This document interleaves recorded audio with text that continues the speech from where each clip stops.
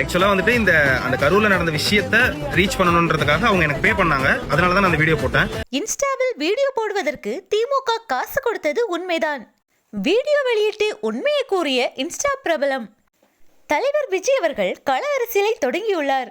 அவரது தேர்தல் பரப்புரையானது 2 கட்டங்களாக 4 இடங்களில் நடந்து முடிந்துள்ளது. 4 இடங்களிலுமே மக்கள் கூட்டம் அலைமோத அவருக்கு சிறப்பான வரவேற்பளித்தனர். சென்ற இடமெல்லாம் சிறப்பு போல தளபதி செல்லும் இடமெல்லாம் மக்கள் கடலென திரண்டு கொடுக்கும் வரவேற்பை பார்த்து ஆளும் கட்சி ஆடிப்போய்தான் இருக்கிறது. தளபதியின் மக்கள் கூட்டத்தை போன்றே தங்களின் மக்கள் பலத்தை நிரூபிக்க வேண்டும் என்று எண்ணி அண்மையில் திமுக கரூரில் முப்பெரும் விழாவை மிக பிரம்மாண்டமான ஏற்பாடுகளுடன் நடத்தியிருந்தது. முதல்வர், துணை முதல்வர், அமைச்சர் என பலரும் கலந்து கொண்டனர்.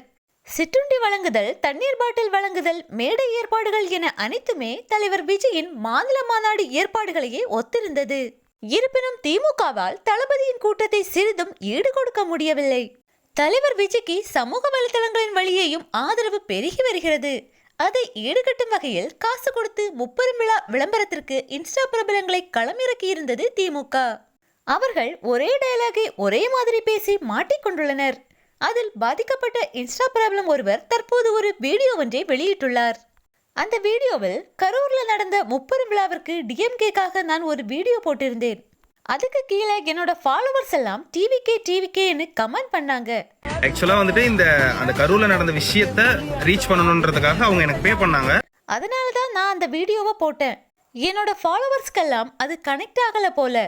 நிறைய பேர் அன்ஃபாலோ பண்றேன் அப்படின்னு கமெண்ட் பண்ணியிருந்தாங்க. டே, என்னோட ஃபாலோவர்ஸ் தான் நீங்க. உங்களை தாண்டி எனக்கு எதுவுமே கிடையாது. நீங்க டிஎம் பண்ணி அண்ணா இந்த வீடியோவை போடாதீங்கன்னு சொன்னாலே இந்த வீடியோவை போட மாட்டேன்.